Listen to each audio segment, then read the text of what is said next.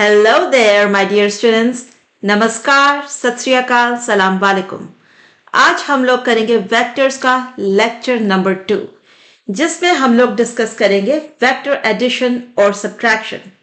अगर आपने lecture number 1 को अभी तक नहीं देखा, तो मेरी आपसे ये राय है कि पहले आप उस लेक्चर को देखिए। वो लेक्चर काफी क्वालिटेटिव है, लेकिन उतना ही फाउंडेशनल भी। उसको समझे बिना आपके लिए आगे जाना थोड़ा सा तो मुश्किल रहेगा। तो प्लीज उस लेक्चर को जरूर देखिए, समझिए, और आपके मन में अगर कोई भी प्रश्न हो उसको लेकर के, तो ask me in the comment section.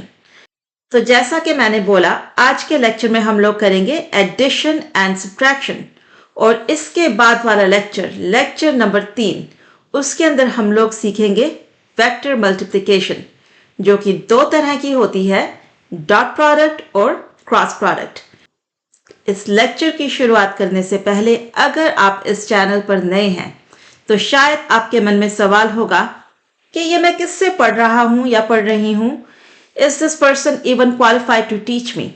तो let me tell you a little bit about myself. मेरा नाम है रीमा मैकमॉलन और मेरे पास है एक डॉक्टरेट डिग्री इन फिजिक्स, और मैं पिछले 25 सालों से फिजिक्स पढ़ा रही हूँ। मैंने तकरीबन 5 साल पहले I made a career change, तो I am not a full time teacher any more. लेकिन कहते हैं ना, you can take a boy out of country but you can not take country out of the boy. तो मैंने teaching को तो अपने आप से अलग कर लिया, लेकिन टीचिंग मुझसे अलग नहीं हो पाई। मेरे मन के अंदर ये जो कीड़ा था इंटरेक्ट करने का स्टूडेंट्स के साथ, वो मुझे ले आया यहाँ यूट्यूब तक। तो मैं पिछले कुछ समय से यूट्यूब के ऊपर फिजिक्स के लेक्चर्स बना रही हूँ। उनमें से कुछ शायद आपने देखे होंगे, कुछ शायद नहीं देखे होंगे। अगर आप इस चैनल पर नए हैं, तो शायद आपके मन में सवाल आ रहा होगा कि हु इज दिस पर्सन जिससे मैं पढ़ूं, मैं इससे क्यों पढ़ूं, इसमें ऐसी क्या क्वालिफिकेशंस हैं कि मैं अपना टाइम निकाल करके इसका लेक्चर देखूं। तो here's a little about myself. तो मेरा नाम है रीमा मैकमॉलन और मेरे पास है डॉक्टरेट इन फिजिक्स, और मैं पिछले 25 सालों से पढ़ा रही हूँ। इस चैनल के ऊपर हम लोग करेंगे फिजिक्स का पूरा कोर्स खत्म। And I'm committed to keep making these videos for you, and we are going to finish this entire syllabus of physics. तो जुड़े रहिए, पढ़ते रहिए, आगे बढ़ते रहिए। मैं यहाँ पर इस चैनल के ऊपर सिर्फ और सिर्फ आपके लिए हूँ।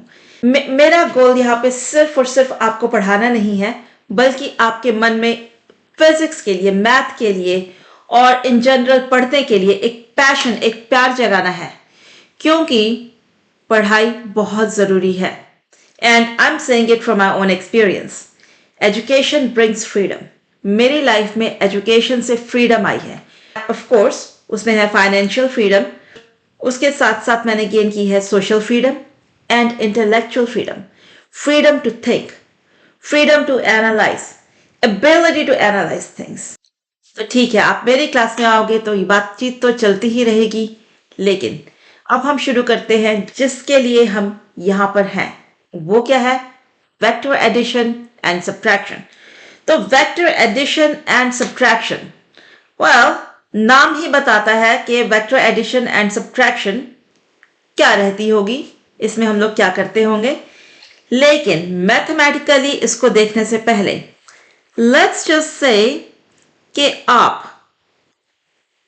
चल रहे हैं, ठीक है, आपने शुरुआत की, कहां से की? चलिए यहां से कर दी, गए इस डायरेक्शन के अंदर। ये क्या है? ये है हमारी डिस्प्लेसमेंट D1, और इस डिस्प्लेसमेंट में आप गए from point A two point P, ठीक है। हम लोग फिजिक्स कर रहे हैं, फिजिक्स के अंदर यूज टू हो जाइए सिंबल्स, नोटेशंस को यूज करने के लिए। डायग्राम्स, बहुत सारे डायग्राम्स, यू नो, क्या बोलते हैं, a picture is worth 1,000 words, and that's Indeed true. तो इंस्टेड ऑफ सेइंग कि हम गए बम्बई से दिल्ली, हम बोल रहे हैं हम गए A से B। A कुछ भी हो सकता है, B कुछ भी हो सकता है।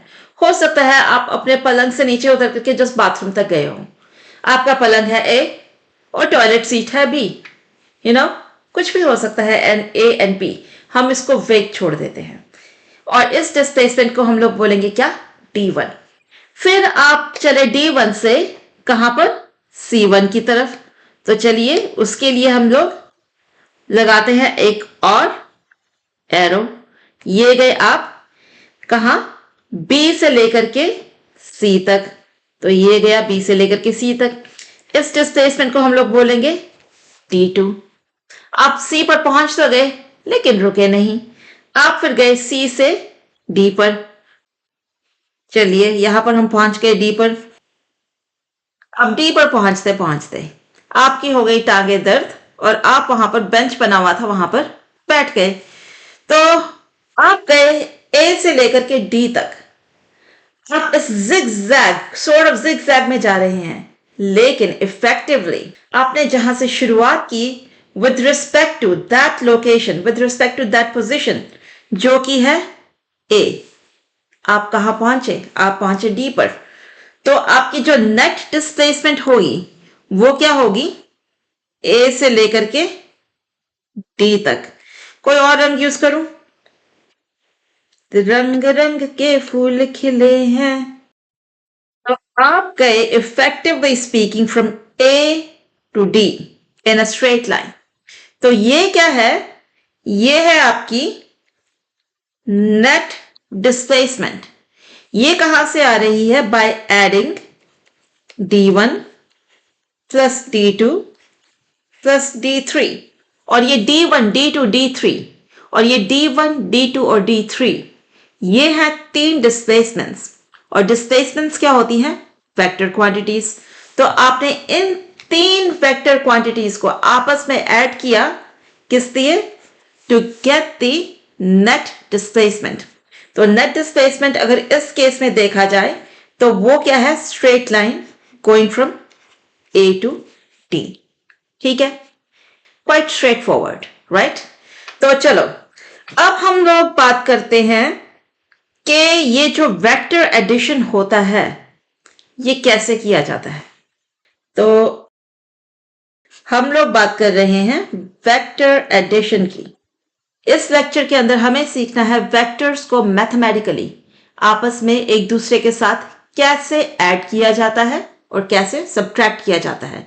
हम लोग पहले सीखेंगे कैसे ऐड किया जाता है। अगर आपको ऐड करना आ गया तो आपको सब्ट्रैक्ट करना भी आ ही जाएगा। तो वेक्टर्स को आपस में ऐड करने के लिए दो तरह के मेथड्स हैं।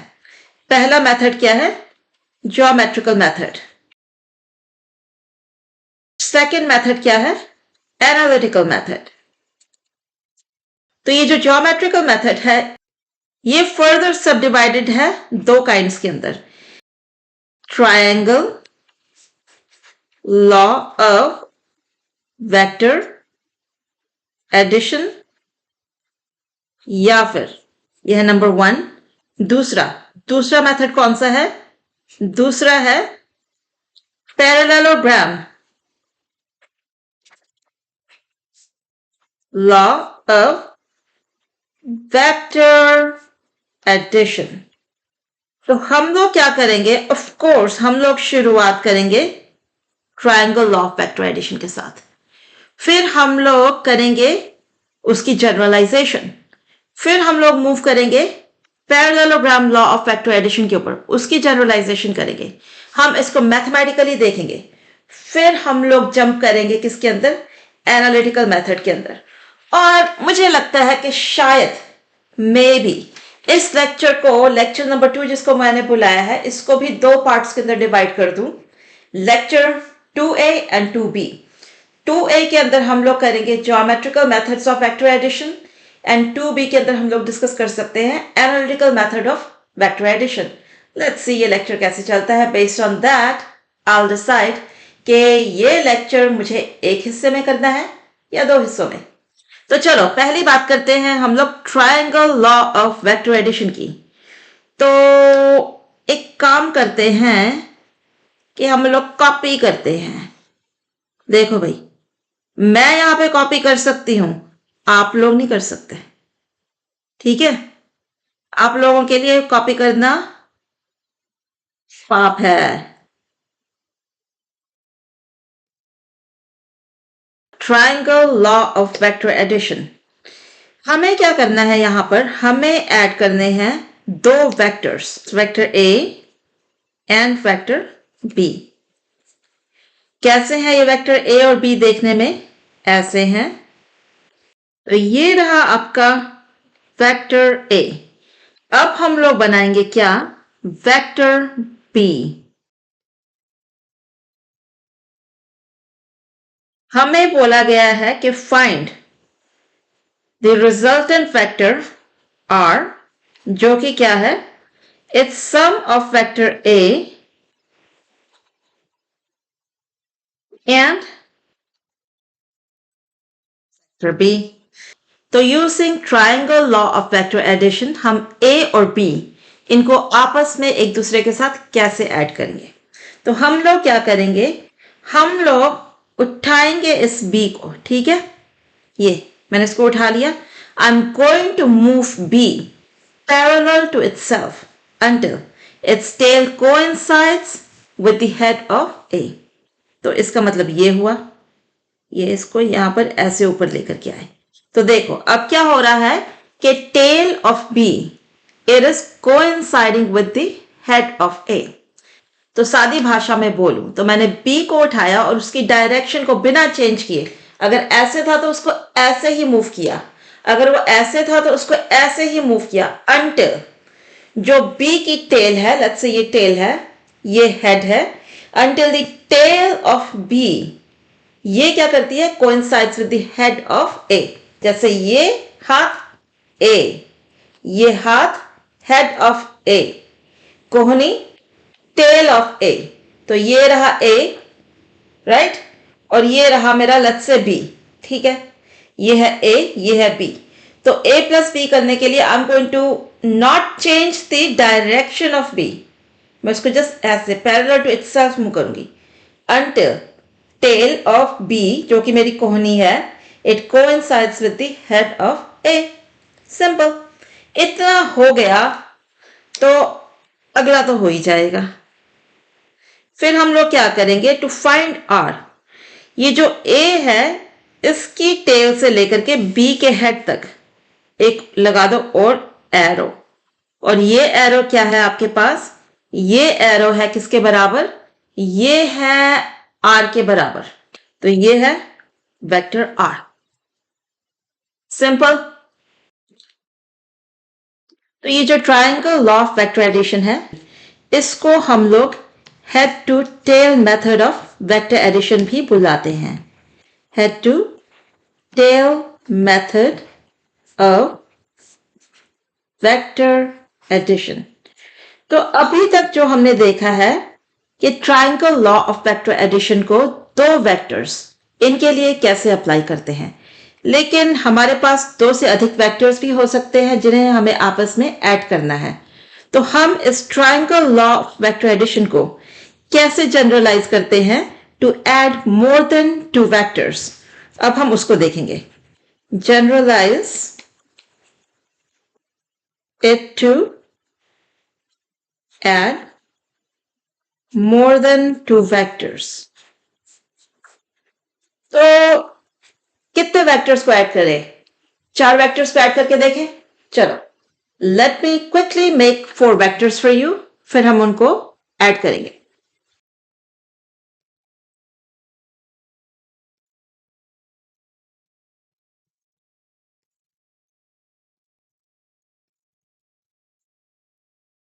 तो ये रहे हमारे पास हमारे 4 वेक्टर्स जिन्हें हमें आपस में ऐड करके निकालना है। तो ये रहे हमारे 4 वेक्टर्स ए, बी, सी और डी। इन्हें हमें आपस में ऐड करके निकालना है इनका resultant R using triangle law of vector addition. लेकिन अब आप बोलोगे भाई ट्रायंगल लॉ, ट्रायंगल तो बनता है सिर्फ 3 साइड्स के साथ, तो हम लोग ऐड करें 2 वेक्टर्स और ट्रायंगल की तीसरी साइड वो हमें देती है रिजल्टेंट। लेकिन यहां पर तो हमारे पास है टोटल ऑफ 4 वेक्टर्स। तो चलो देखते हैं कि हम triangle law of vector addition को जनरलाइज कैसे करते हैं। लेट्स डू वन थिंग, हम लोग इन चारों वेक्टर्स को कॉपी करते हैं। तो हम ऐसा करते हैं, हमने अभी तक triangle law of vector addition को दो वेक्टर्स के लिए सीखा है, तो हम यूज करते हैं यहाँ पर triangle law of vector addition to add two vectors A and B. तो ए और बी को ऐड करके हम लोग निकालेंगे R1, और ए और बी को using triangle law of vector addition को कैसे ऐड किया जाता है, move B parallel to itself until its tail coincides with the head of vector A। अब अगर हम एक और थर्ड वेक्टर ड्रॉ करें using triangle law of vector addition, हमने यहां पे ड्रॉ कर दिया arrow going from the tail of A to the head of B। ये क्या है हमारा वेक्टर R1। नेक्स्ट हम लोग क्या करेंगे, अब हम लोग इस R1 को उठाएंगे, ठीक है, इसको ऐड कर देंगे किसके साथ, C के साथ, ठीक है। तो R1 को लिया, इसमें ऐड कर दिया C। ऐसा करने पे हमें मिला एक नया वेक्टर R2। तो चलो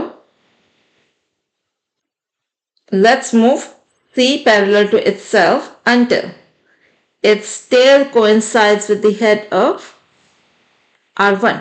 ये आ गया वेक्टर C। अब हमें बनाना है वेक्टर R1 और C का रिजल्टेंट जो कि है R2। तो चलिए बनाते हैं।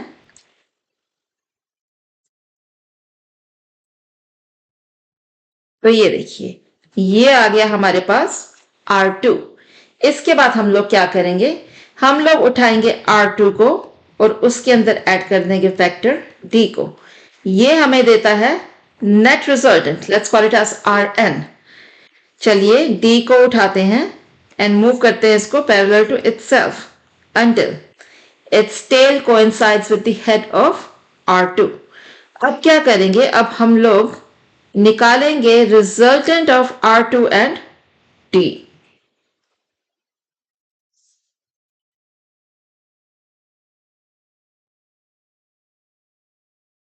ये हो गया। तो ये हमारे पास क्या आ गया है, ये आ गया है Rn। तो आप खुद ही देखिए यहां पर A, B, C और D, सिंस ये कलर्ड है तो मेक्स इट इजी टू सी। जो A वेक्टर है वो ब्लू कलर का है, B रेड का है, C ग्रीन एंड D क्या है, पिंक कलर का। A, B, C, D ये चारों के चारों एक दूसरे के साथ जुड़े हुए हैं हेड टू टेल। जो दूसरे की टेल है वो पहले वाले के हेड को ज्वाइन करती है एंड सो ऑन, चेन ऐसे कंटिन्यू होती है। और जो नेट रिजल्टेंट है वो जा रहा है from the tail of the first vector to the head of the last vector. Clearly यहां पर नजर आ रहा है।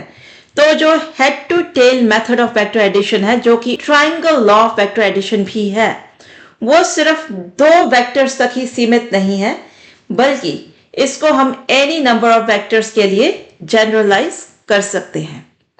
समझ आया? आ गया।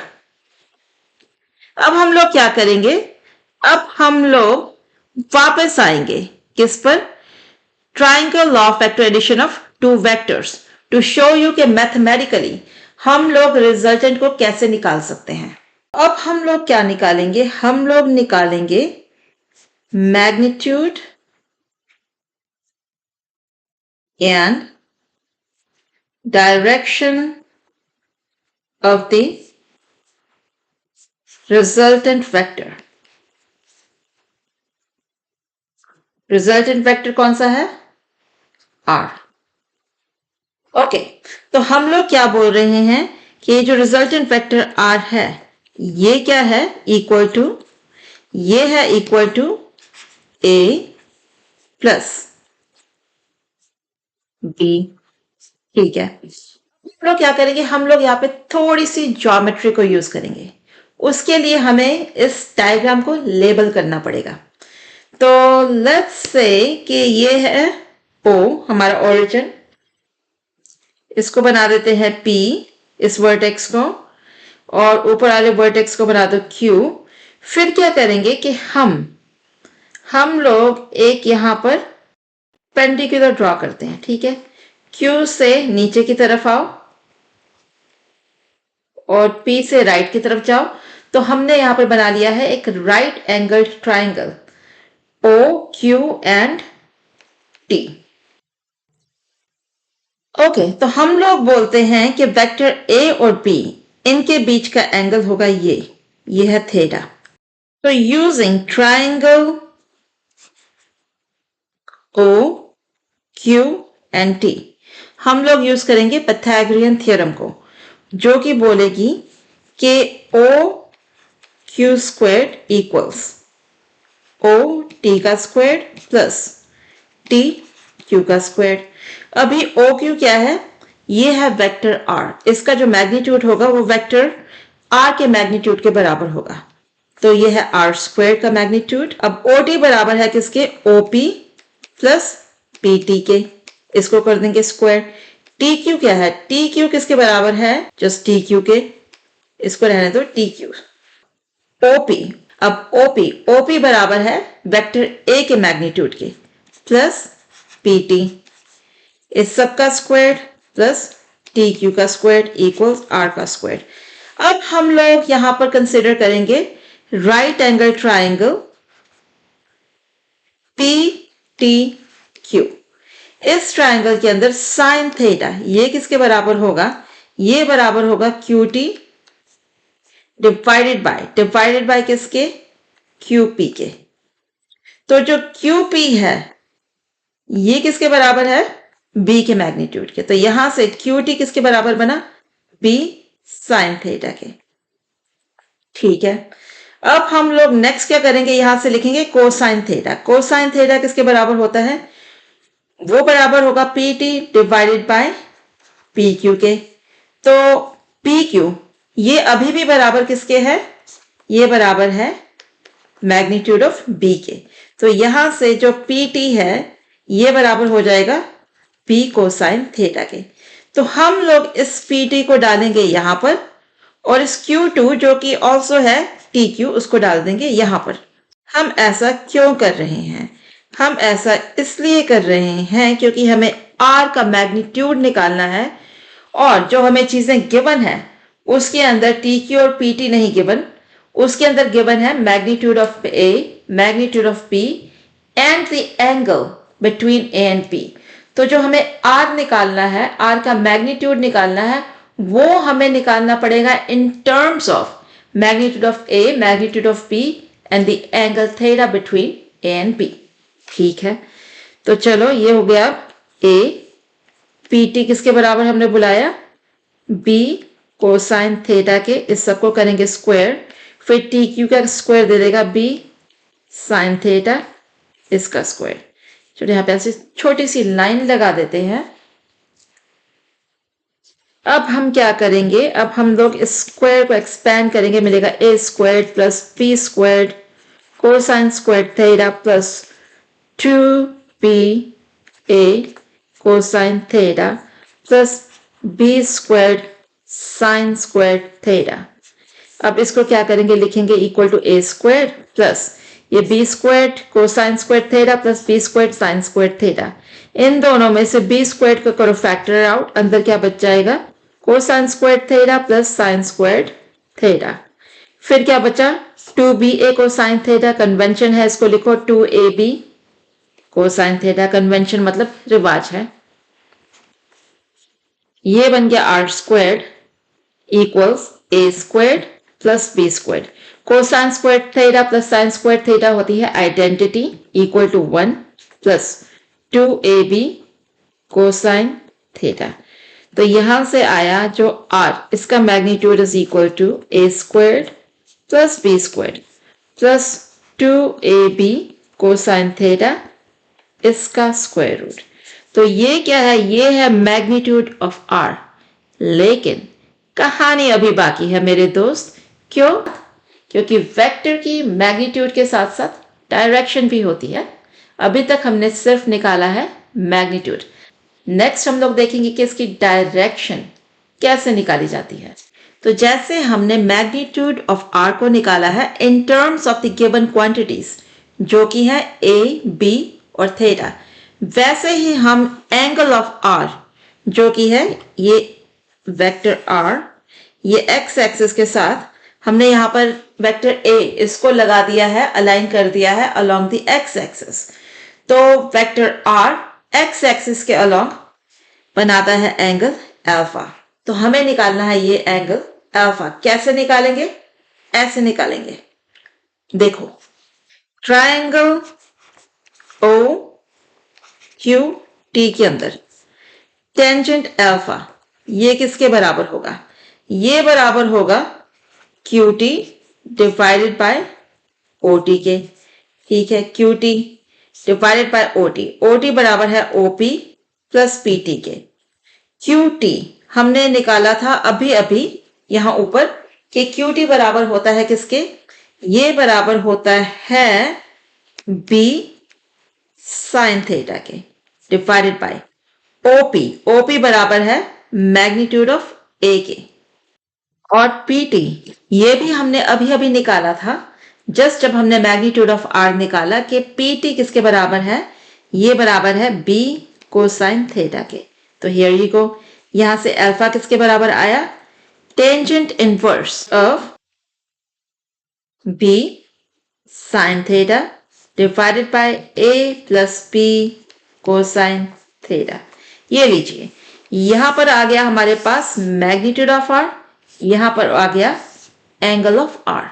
तो हमने क्या किया था? हमने जब दो वेक्टर्स ए और बी को आपस में एक दूसरे के साथ जोड़ा था using triangle law of vector addition, तो पहला काम हमने ये किया कि वेक्टर ए को अलाइन कर दिया along the direction of X. Equally हम लोग कह सकते हैं कि हमारा ये था coordinate frame like X axis Y axis, इसको हमने घुमा दिया, इसको हम लोग घुमाते रहे अंटिल एक्स एक्सिस और वेक्टर ए वो आपस में पैरेलल हो गए। ओके, ठीक है। अब हम लोग करेंगे इसके बाद क्या? हम लोग बात करेंगे algebraic properties of vector addition की।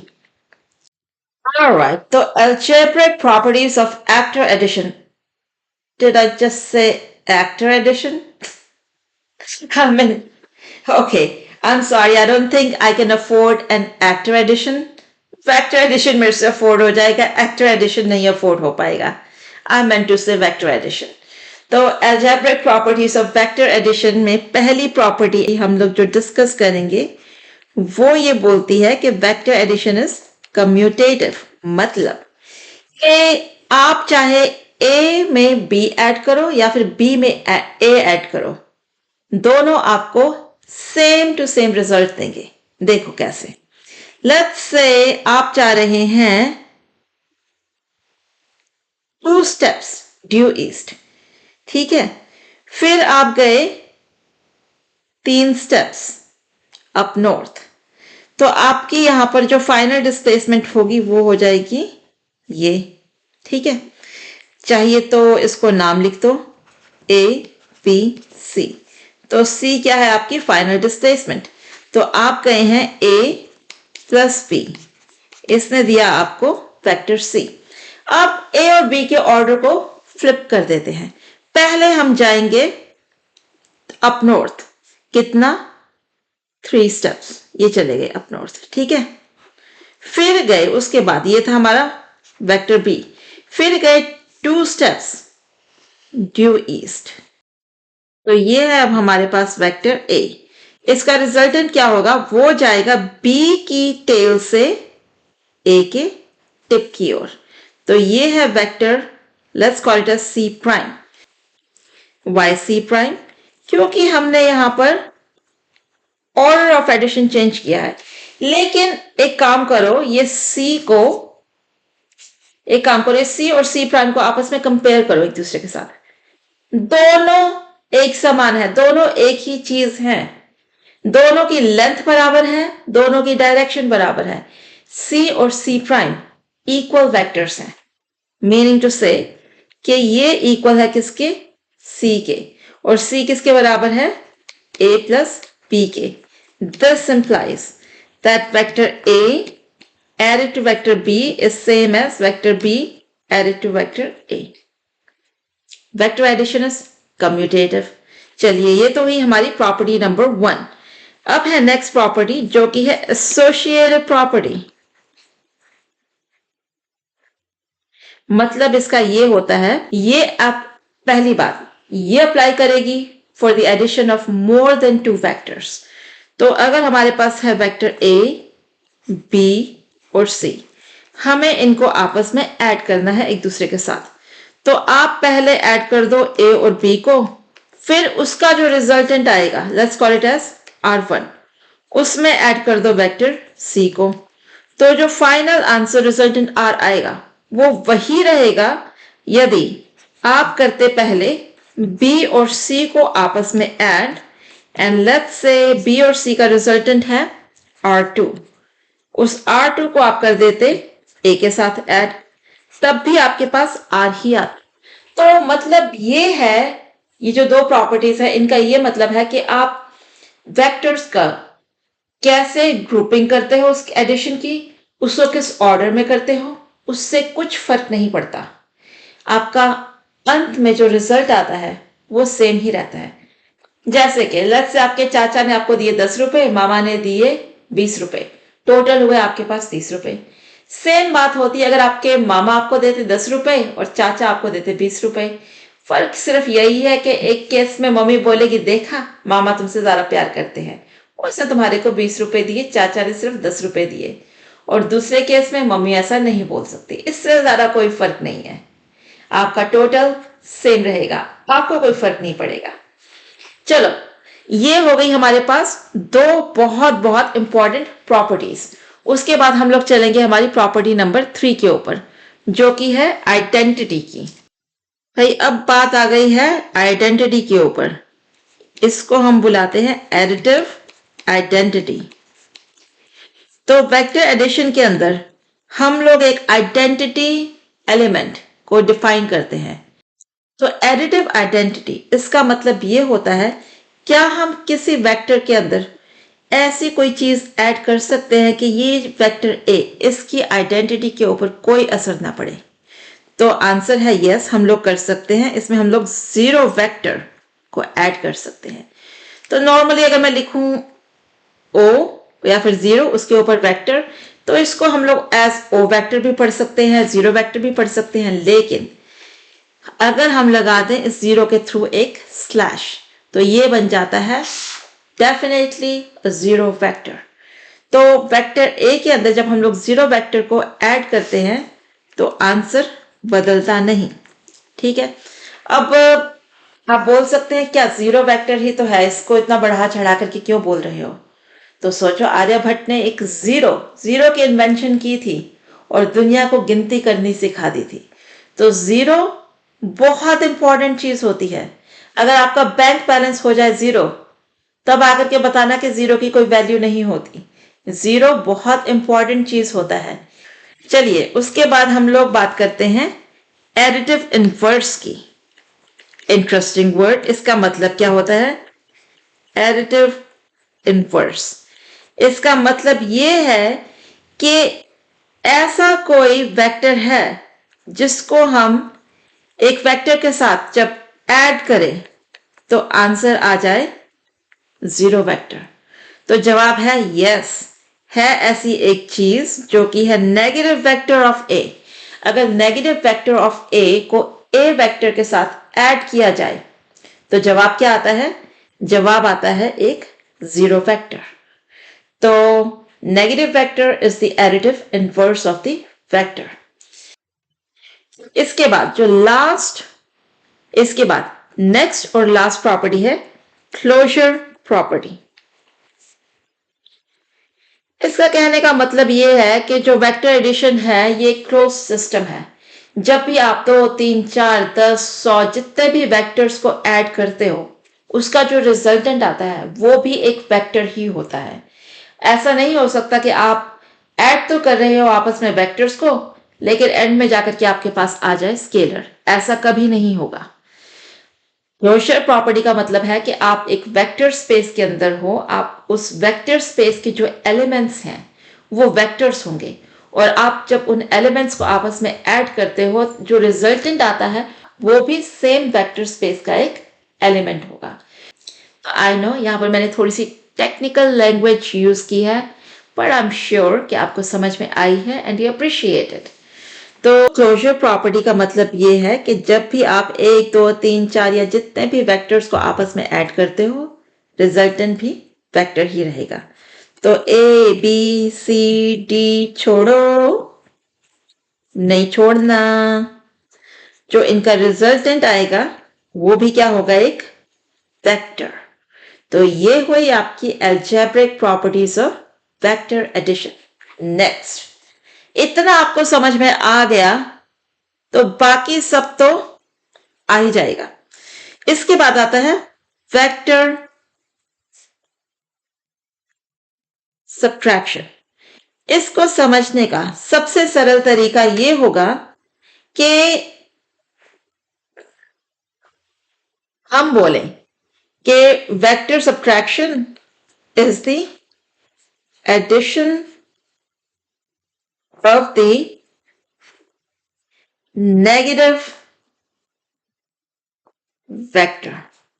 इसका मतलब समझाओ। इसका मतलब ये होता है कि अगर हमारे पास दो वेक्टर्स हैं, लेट्स से ये है ए और इधर ये रहा बी। हमें क्या करना है, हमें करना है ए माइनस बी, हमें ये निकालना है। तो हम इसकी बजाय क्या कर सकते हैं, हम इसकी बजाय कर सकते हैं कि उठाओ ए, इसमें जोड़ दो क्या, नेगेटिव ऑफ बी। तो हमने लास्ट लेक्चर के अंदर पढ़ा था कि नेगेटिव वेक्टर क्या होता है, ये सेम होता है जो कि vector itself but in the opposite direction.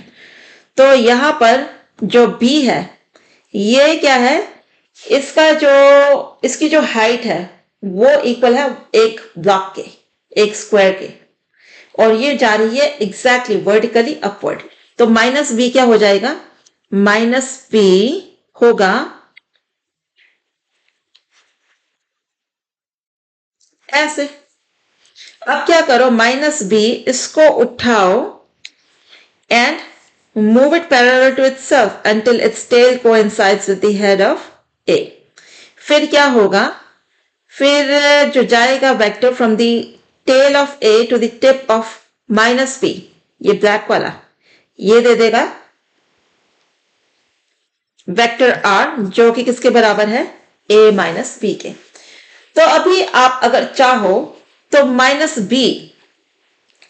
B को रीनेम कर दो, इसका निक नेम बना दो सी। तो हम लिखेंगे कि ए माइनस बी जो कि बराबर है A plus negative vector of B, और नेगेटिव वेक्टर ऑफ बी इसको हमने रीनेम कर दिया सी। तो अब ये क्या बन गया, simple vector addition.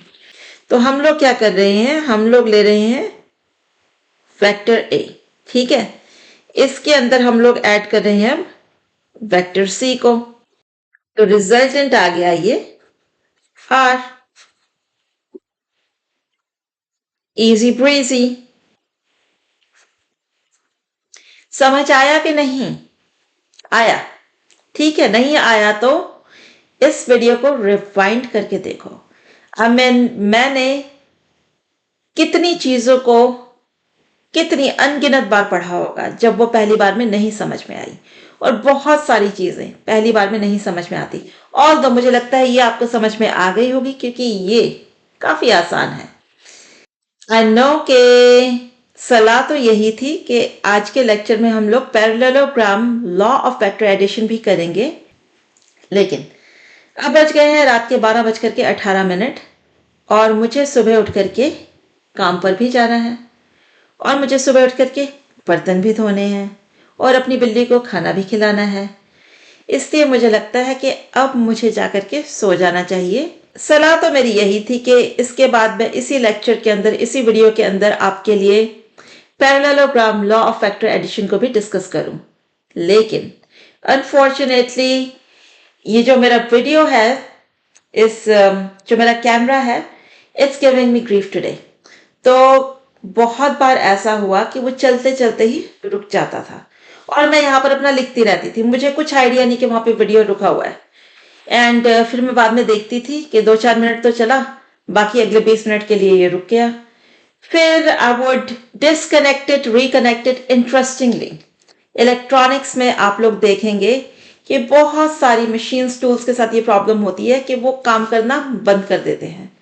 No rhyme no reason. कोई आई एम श्योर कि राइम एंड रीजन होता होगा जो कि हमें नहीं मालूम, लेकिन आप उसके तारों को कनेक्ट करो, डिस्कनेक्ट करो, पावर ऑन करो, ऑफ करो, सिस्टम रीसेट। जैसे कि कभी कभी हमें अपने लिए रीसेट चाहिए होता है ना।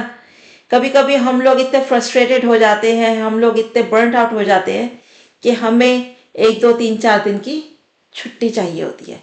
We need to reset ourselves.